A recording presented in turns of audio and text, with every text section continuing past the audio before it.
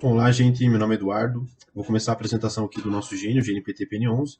Eu vou abordar um pouco da estrutura dele, né? Então, o gene PTPN11, uma proteína tirosina fosfatase, conjunto altamente polimórfico de moléculas que tem um papel na regulação das respostas de células eucarióticas a sinais extracelulares. O nome oficial do nosso gene é proteína tirosina fosfatase do tipo não receptor 11. Né? A abreviação dele é o que está ali em cima, PTPN11. Né? Os sinônimos que a gente encontra são proteína tirosina fosfatase 2C, PTP2C, tirosina fosfatase SHP2 ou somente SHP2. Né? O número domínio dele é 176876. Localização citogenética, a gente tem essa classificação que estabelece bem o que cada um desses números ali significa. Né? Por exemplo, o número 12 vai abordar que ele está no cromossomo 12, a letra Q ali vai mostrar que ele está no braço longo, né? O número 2, depois a letra Q, vai abordar que ele está na segunda região, o 4 é a quarta banda, e subsequente ali o número 13 vai mostrar que ele está na 13ª banda. Esses números aqui na imagem vão abordar a localização genômica do nosso gene, e essa figura aqui nesse mapa cromossômico, né, ele vai explicitar para a gente que esse retângulo em vermelho aqui seria a localização do nosso gene dentro do cromossomo número 12. Falando um pouco dos genes vizinhos, né, eu coloquei todos aqui, que são em número de 8, né, e esse último aqui eu trouxe alguns exemplos, algumas informações bem gerais, só para a gente ter uma ideia.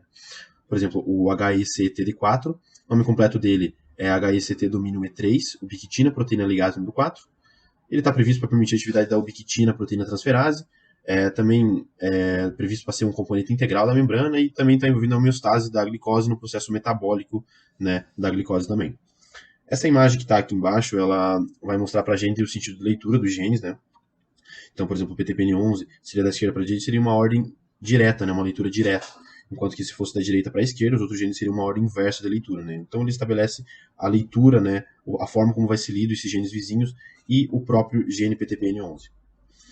A região promotora seria uma região antes do primeiro exon, né, que vai estar ligado com uma ação da RNA polimerase número 2 e do fator sigma, que vai atuar para uma futura interpretação da área codificante, né, e posterior formação da proteína. Tatabox, essa região grifada aqui em azul, né, com sequências de timina e da adenina, é uma região promotora ainda mais próxima do primeiro exon e que vai auxiliar também na orientação da RNA polimerase quando ela for atuar. Né. Agora falando das LCPGs, a gente pode ver na figura ali que são sequências de citosinas e guaninas que estão espalhadas por todo o gene. Né? Elas são importantíssimas na metilação e acetilação do DNA, e essa metilação e acetilação está muito ligada com a expressão gênica, né, que esse gene vai apresentar. Essa imagem aqui de baixo também mostra algumas informações gerais, como o tamanho genômico, a informação da banda que já foi apresentado para vocês, porcentagem CPG, né, portanto, quase 22%, isso aí são informações bem gerais sobre esse assunto. Agora falando de exons e introns, né, essa imagem aqui ela explicita bem todas as informações, né, o nosso gene tem 16 exons, sendo 15 codificantes, né, e 14 introns, que são áreas não codificantes. E os retângulos nessa imagem aqui, elas vão demonstrar os exons, enquanto as linhas vão apresentar ali os introns, né? Por exemplo, retângulos preenchidos aqui mostram a parte codificante do exon, né? Enquanto que os retângulos não preenchidos, por exemplo, esse da direita aqui, que é bem visível, mostra a parte do exon que é a região TR, uma região que não vai formar proteína, não vai codificar a proteína, né? Isso que a gente vai abordar no próximo slide. Então, a região UTR5', por exemplo, ela faz parte do exon, porém ela não vai ser convertida em proteína. A gente vê essa parte vermelha aqui, seria toda a região UTR5'. O TR3' e o último códon, né? O TR3' seria a parte final ali, mais final do gene. Ela também não vai codificar a proteína, né? Apesar de fazer parte do exon. E o último códon seria esse TGA aqui, que seria um códon de parada, né? Que estabeleceria uma parada. Sequências conservadas intrônicas são regiões pré-estabelecidas que determinam muito especificamente, né, as regiões intrônicas. Então, a gente pode ver isso ia se seguir ali até o final. Eu só não coloquei todas, né, mas ia começar com GT e ia terminar com AG sempre. Isso é um conceito pré-estabelecido que vai determinar isso de forma muito uniforme. Agora falando um pouco de homologia, né, genes parálogos e ortólogos, né, os genes ortólogos nós são um número de 216, são genes diferentes, espécies similares, né, que sofreram geralmente especiação, possuem um ancestral comum e a proteína codificada geralmente mantém as funções e propriedades. Então, essa figura traz a exemplificação do XAML lá, que traz as espécies e tal, que tem os genes ortólogos, traz a proximidade, né, o quão próximos e parecidos eles são. Os genes parálogos, eles são no nosso gene número de 35, geralmente são provenientes da duplicação, e a função e a propriedade da proteína tendem a mudar, né, diferentemente do que a gente viu ali nos genes ortólogos. Da mesma forma, eu trouxe uma imagem ali que vai explicitar bem as espécies que estão mais ligadas a isso e também a proximidade ali com porcentagem, né? Agora, para terminar, a árvore filogenética, né, é uma estrutura ali que ilustra bem a proximidade que cada espécie tem com relação aos genes, né? E a disposição das linhas, das colunas ali, de cores, também as cores, elas vão mostrar muito o quão próximas, o quanto relação de parentesco que cada espécie possui ali, se tratando do gene, né? Então, tanto a cor verde ali, ela vai mostrar esse parentesco que algumas espécies vão ter mais, outras espécies vão ter menos. Então, gente, a minha parte era isso. E agora a Júlia vai continuar explicando a expressão do gene. Eu sou a Júlia e agora eu vou falar sobre a expressão do gene e da proteína. O gene PTPN11 ele possui 16 transcritos, sendo que desses 16, apenas 9 codificam proteínas. Esses 9 eles se relacionam a flags, que são como marcações nesses transcritos. As flags mais importantes no caso do gene PTPN11 são a Main Select V095, que vai marcar o transcrito de maior relevância biológica, a Ensemble Canonical, que marca o transcrito mais conservado e expresso, que possui a sequência codificante mais longa e esteja representada em outras fontes seguras, e a GenCode Basic, que dá prioridade aos transcritos mais completos codificadores de proteínas, entre outras flags. Agora sobre a expressão do gene em tecidos. Essa expressão ela é calculada a partir da quantidade de RNA mensageiro produzida a partir do gene. Aqui nessa imagem do Ensemble, a gente vê como o gene PTPN11, a expressão desse gene, ela varia conforme a vida de um indivíduo. Então, ali na primeira linha, a gente tem a expressão em um adulto, que tem várias bandas, tanto azul claro quanto azul escuro, né? E já na quinta linha é essa mesma expressão, só que em um feto. A gente vê que muda completamente as bandas. Sobre a expressão dele nos tecidos. Esse gráfico ele vai mostrar, então, que o gene ele é de alta expressão, justamente porque está tudo na parte superior do gráfico. E no caso do gene PTPN11 nos seres humanos, os locais onde tem mais expressão são nos fibroblastos, no cordão espinal, na artéria tibial, na substância negra cerebral e na artéria aorta, entre outros locais. Essa imagem aqui, ela mostra a expressão do RNA e a expressão da proteína. E ela está dizendo pra gente, ela mostra que não são necessariamente coisas ligadas. Então, no cérebro, por exemplo, que é a primeira linha da imagem, a gente tem uma alta expressão do RNA e uma alta expressão proteica. Mas lá na quarta linha de baixo para cima, na linha vermelha, que é nos tecidos musculares, a gente vê que tem uma alta expressão do RNA e uma baixíssima expressão proteica. E o contrário acontece em vários outros locais, como no trato gastrointestinal, que vai ter uma baixa expressão do RNA e uma altíssima expressão proteica. Isso vai ser analisado também nas próximas duas imagens. Então, essa aqui ela vai falar sobre a expressão do RNA. A gente vê que no setor nervoso, né, do nosso corpo, que são as colunas amarelas, tem uma alta expressão do RNA, e entre essa parte amarela a gente acha duas colunas que são sobre os tecidos musculares, que também tem uma alta expressão do RNA. Já nesse gráfico aqui, a gente vê que realmente a parte nervosa tem uma alta expressão de proteína, em conjunto com a alta expressão do RNA vista anteriormente, só que a penúltima coluna vai ser sobre os tecidos musculares, que mostra, né, que então não são coisas necessariamente ligadas. Agora sobre a função da proteína. Ela atua na parte final de vários receptores de proteínas tirosina quinase citoplasmáticas para participar da transdução de sinal da superfície da célula até o núcleo. Então, ela vai participar desse receptor para conseguir transportar, digamos assim, o sinal da superfície para o núcleo. Ela tem diversas outras funções, principalmente de desfosforilação. Além da desfosforilação, ela também realiza uma atividade catalítica que está expressa nessa equação na tela. A estrutura da proteína. A estrutura secundária ela é formada por alfa-hélice, fitas beta, tem algumas voltas também. E aqui na estrutura terciária a gente vê que tem a espiralização das alfa-hélices, tem aquelas setas que representam as fitas beta e, né, tem as voltas, né, que são essas partes conectoras. A localização desse gene no interior da célula. Ele está localizado principalmente no núcleo plasma e no citosol.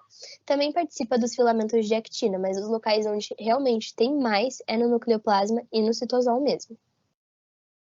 Agora, algumas patologias que estão relacionadas a esse gene. A síndrome de Leopard, que é uma síndrome caracterizada por manchas na pele como se fossem sardas que não são provocadas pelo sol. Tem a síndrome de Noonan, que é uma síndrome que altera bastante o fenótipo de uma pessoa. Tem a leucemia mielomonocítica juvenil, que ela é caracterizada pela transformação maligna no compartimento de células tronco hematopoéticas, e a metracondromatose, que é um distúrbio esquelético que vai fazer protuberâncias saindo dos ossos.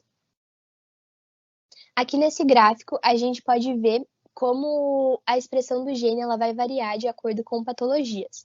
Então, na primeira linha, a gente vai ter a herpes simplex, onde a expressão dela é diminuída. A expressão do gene ela é diminuída quando uma pessoa vai ter essa patologia. Agora, na última linha vermelha, que é a ativação das células T, a gente percebe que a expressão ela é aumentada quando uma pessoa tem essa patologia. E é isso, muito obrigada. Olá, meu nome é Mariane Bosser e eu vou apresentar sobre os polimorfismos do gene PTP-N11. Aqui nós temos uma tabela do assembly que mostra as consequências das variantes desse gene. Esses dados foram reunidos nesse gráfico em pizza, que mostra a predominância da variante do intron, em vermelho, da variante de transição NMD, da variante missense ou não sinônica e da variante de sequência codificadora.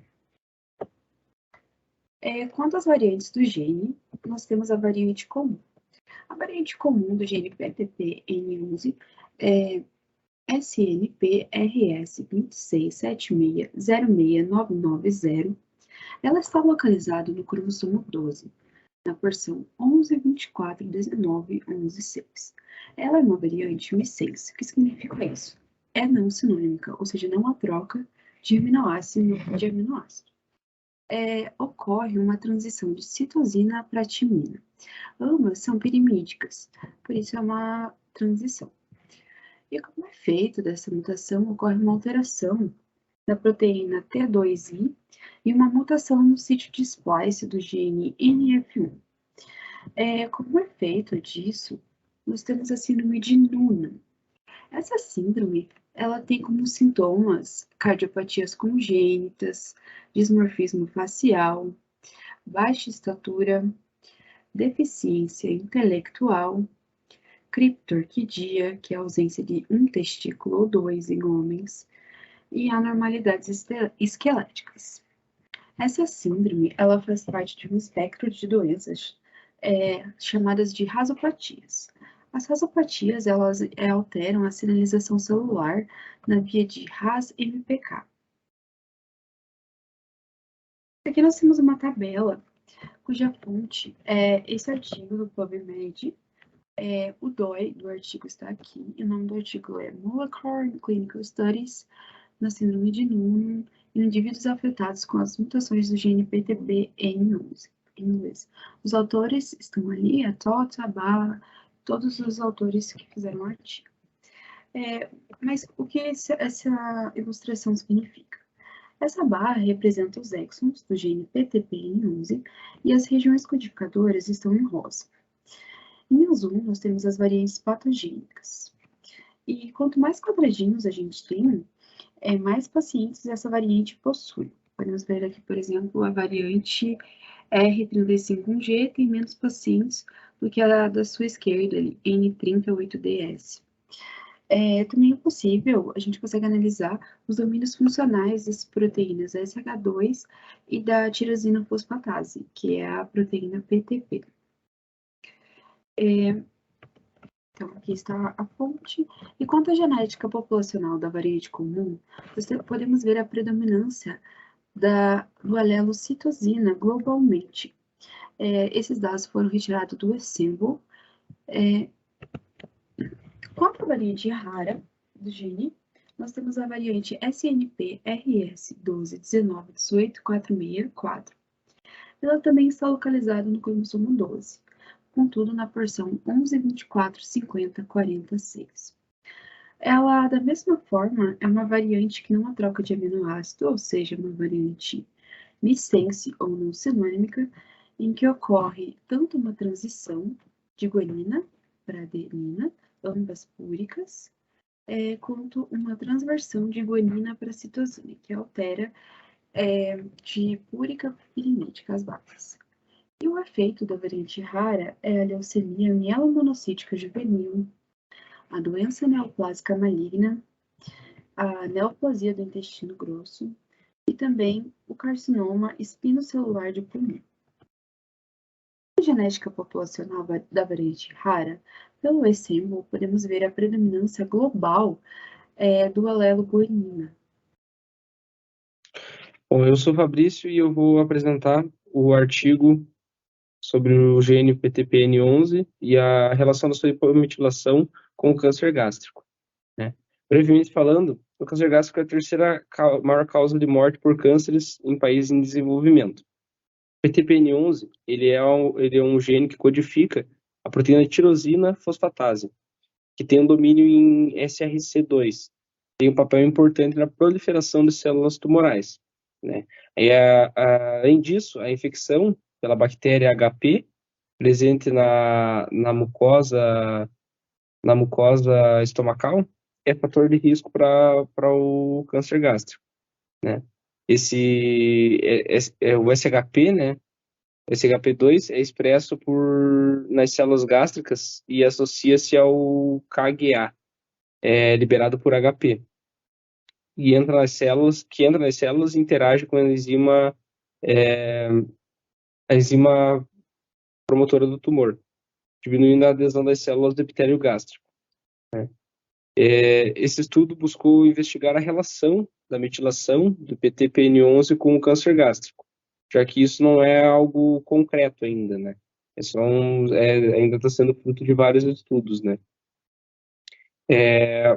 Os métodos utilizados para a coleta de amostras da mucosa gástrica de 112 homens e mulheres, e foram testados níveis de metilação de PTPN11 em infectados e não infectados pela bactéria HP. Os resultados mostraram que uma diminuição na metilação de PTPN11 em tecidos tumorais.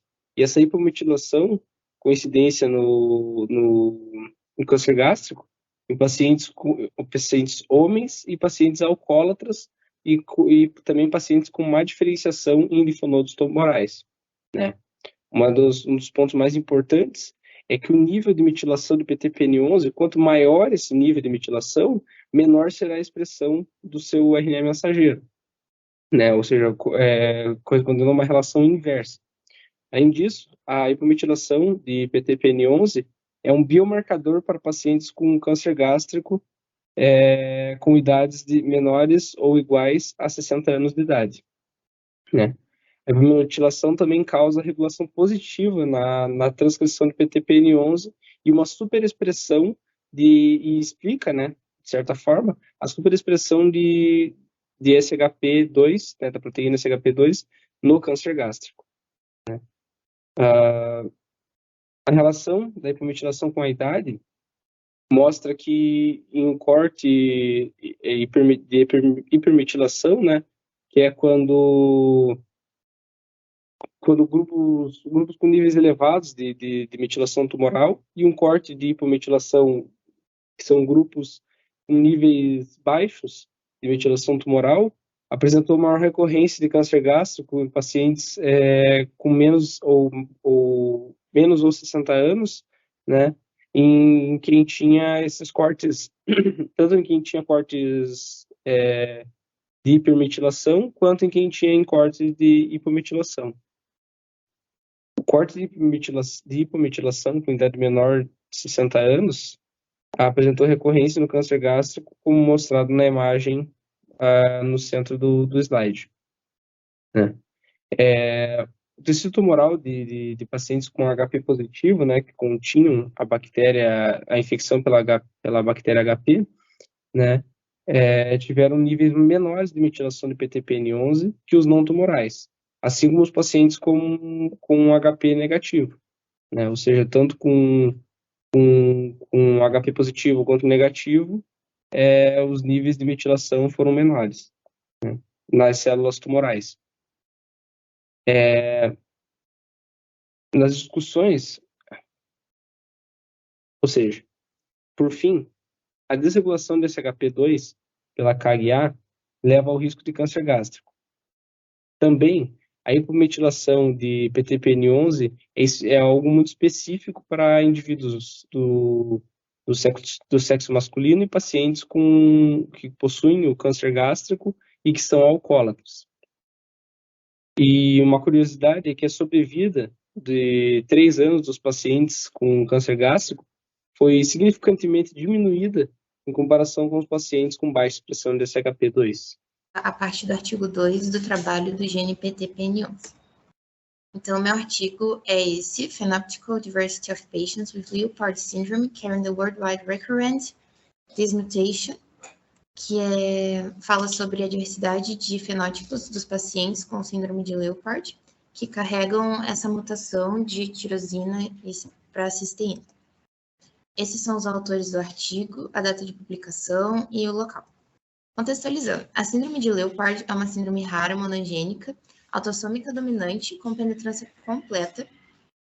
Ela é uma mutação missense, ou seja, muda um nucleotídeo que vai mudar um aminoácido, e esse aminoácido vai gerar diversas características fenotípicas de expressividade variada. Essa mutação também vai afetar a proteína tirosina fosfatase, que é uma enzima, também conhecida como SHP2. Ela é de sinalização intracelular e faz várias reações dentro da célula por ser uma enzima.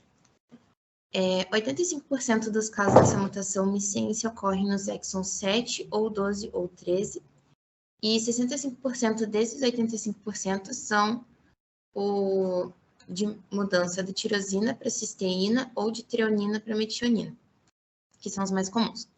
O nome da síndrome de Leopard é um acrônimo para as principais características encontradas nos pacientes, que são lentiginose, que são sardas espalhadas pelo corpo, as quais são melanócitos da epiderme, alterações eletrocardiográficas, hipertelorismo ocular, que é a separação um pouco maior dos olhos, estenose pulmonar, que é o estreitamento da válvula pulmonar no coração, o que faz com que diminua o fluxo sanguíneo dessa válvula e para a artéria pulmonar, a genitália normal nos pacientes, retardo do crescimento e surdez neurosensorial, que é a surdez causada pela problemas na orelha interna ou no nervo auditivo.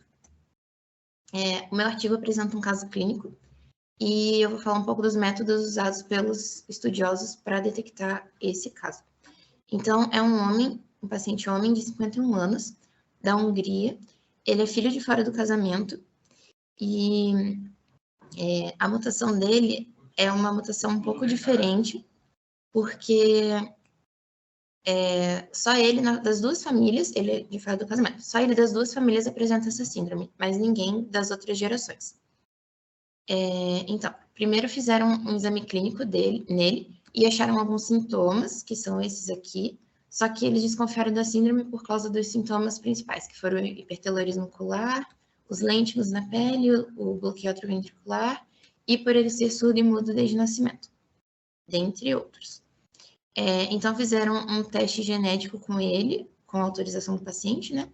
Descobriram que ele tem uma mutação no exon 7, mutação missense, do gene, e ele carrega de forma heterozigota. Como falamos anteriormente, é uma mutação dominante, então tanto a forma heterozigota como a homozigota dominante causariam a síndrome. Eles fizeram essa investigação gênica a partir de uma amostra de sangue para analisar o genoma por esse BioRobot EZ1 DSP Workstation, que amplifica e sequencia os exons e introns. Então, como resultado, eles acharam que a mutação missense dele é essa aqui, que é a mais comum, a de tirosina cisteína por tirosina.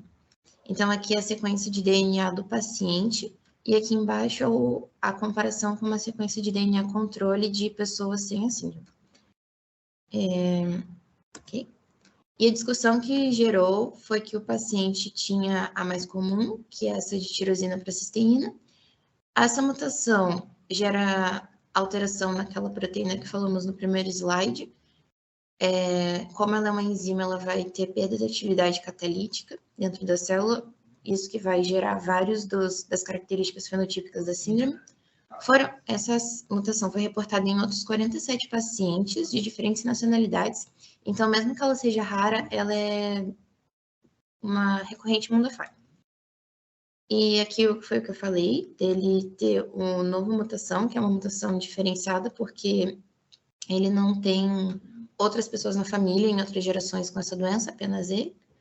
E aqui a gente consegue ver também que essa mutação, como ela tem uma expressividade variada de sintomas, vão ter sintomas que aparecem em quase a maioria dos casos, que são os principais, que dão nome ao acrônimo da síndrome, e alguns sintomas que quase não aparecem, como hérnia umbilical, por exemplo. Mesmo que todos os pacientes carreguem a mesma mutação no mesmo gene. Então, a discussão que ficou é que são necessários estudos mais aprofundados para verificar se há uma correlação entre essa expressividade variada com fatores ambientais ou de estilo de vida. E aqui a referência do artigo e... Meu nome é Walid e eu estarei apresentando um artigo sobre o impacto clínico das mutações no gene PTPN11 em adultos com leucemia mieloide aguda. O objetivo desse estudo é avaliar como as mutações afetam aqueles portadores da doença. Para contextualizar um pouco, a leucemia mieloide aguda faz com que células-tronco não amadureçam, se dividindo descontroladamente, atrapalhando o desenvolvimento das demais células boas. Os estudos buscam avaliar as mutações dos adultos, onde há uma relação entre mutação e a doença de cerca de 4%. O gene PTPN11 se relaciona com algumas funções de transdução de sinais importantes para a hematopoiese. Sua atividade vai depender da ligação entre o domínio N-terminal SH2 e domínio fosfatase.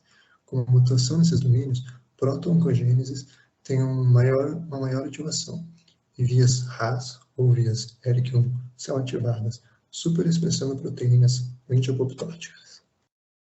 Para realizar esse estudo, foi extraído medula óssea de adultos com leucemia mieloide aguda, o qual foi purificada e codificada.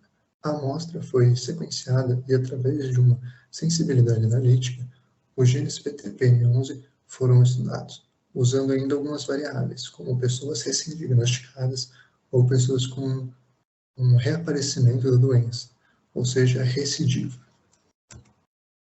O resultado foi que, de 1.406 pessoas, 112, ou seja, 81%, tinham a mutação, sendo 66 recém-diagnosticadas e 46 recidiva. Foi observado que a idade não afetava e que era mais comum a associação com pacientes do sexo feminino, ocorrendo em 58%, com um diagnóstico recente.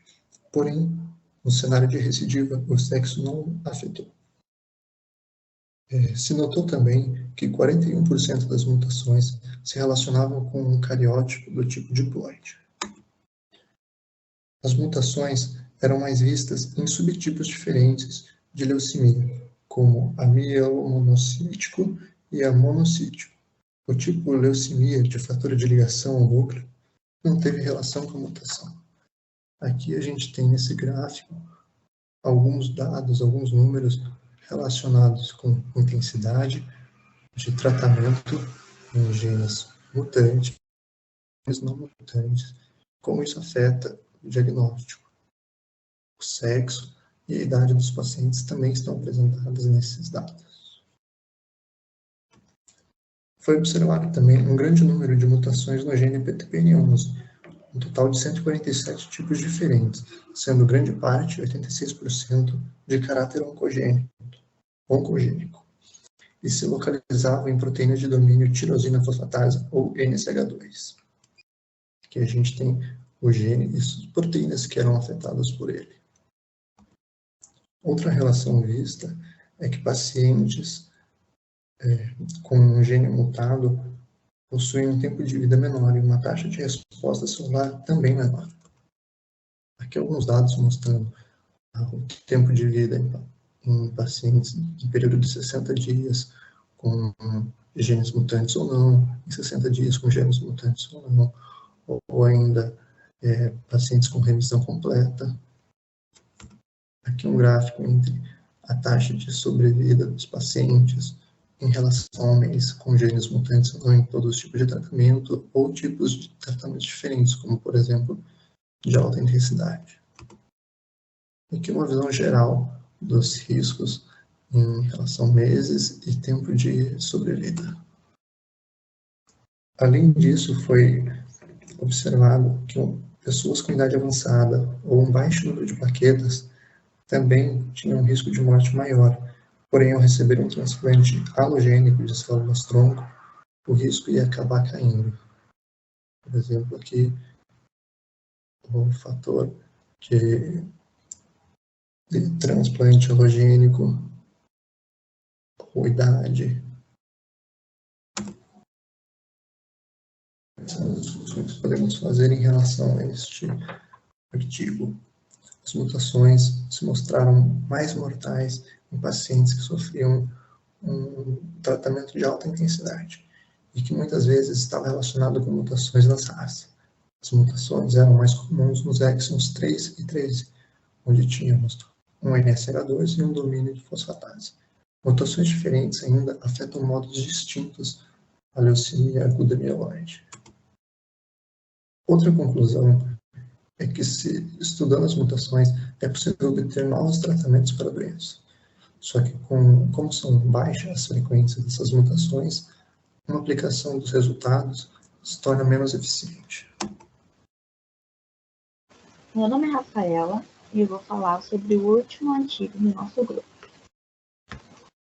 O título do artigo é Mutações no gene PTPN11 na síndrome de Null, espectro molecular, correlação genótipo-fenótipo e heterogeneidade fenotípica.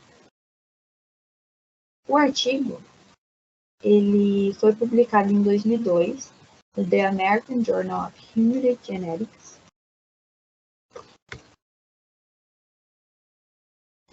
O artigo foi feito com o intuito de analisar a gama de mutações relacionadas com a síndrome de Null e encontrar associações com as mutações e o fenótipo dessa síndrome. Primeiramente, contextualizando, a síndrome de Null é uma doença autossômica dominante, que é caracterizada pela baixa estatura, por dismorfismos faciais, a característica de pescoço curto e ovalado, malformação do esqueleto e anomalias cardíacas.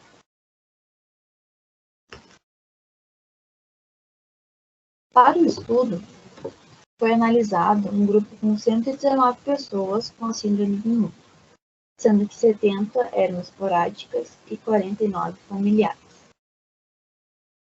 Primeiramente, tanto os indivíduos do estudo como os seus familiares, sendo pai e mãe, foram avaliados por médicos experientes para essa síndrome.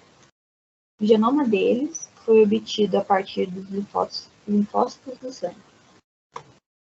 Foi usada a técnica de PCR para amplificar o gene e a cromatografia líquida desnaturante de alto desempenho para detectar mutações no DNA.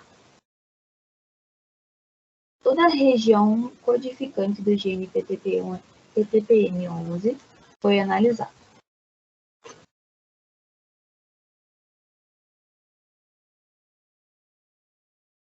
Em 319 pessoas, foram identificadas mutações em 54 indivíduos, afetando 22 nucleotídeos diferentes. Esses aqui. E aqui dá para ver cada troca de nucleotídeo em cada posição do gene. Todas as mutações encontradas eram missense, como dá para ver aqui, trocando um nucleotídeo por outro. E a maioria está agrupada no exon 3, essas, e no exon 8. Vale ressaltar que nenhuma dessas mutações foi encontrada em 100 europeus e americanos com descendência europeia em um grupo controle. Apenas um parente dos indivíduos com a mutação de Noonan, com a síndrome de Noonan, apresentou uma mutação. A mutação mais recorrente foi a no exon 8, que é essa troca de uma adenina por uma guanina, e aconteceu 17 vezes, sendo uma mutação missense de transição. Na análise entre as mutações encontradas e o fenótipo da síndrome de Noonan, a maior correlação encontrada foi a estenose pulmonar, que foi encontrada em 70,5% dos indivíduos com mutações no gene PTPN11, e somente em 46,2% dos indivíduos sem mutações. Então, aqui dá para ver alguns fenótipos, e só a estenose pulmonar teve uma diferença considerável, sendo que os outros não apresentaram diferença considerável entre os indivíduos com mutação e os sem mutação.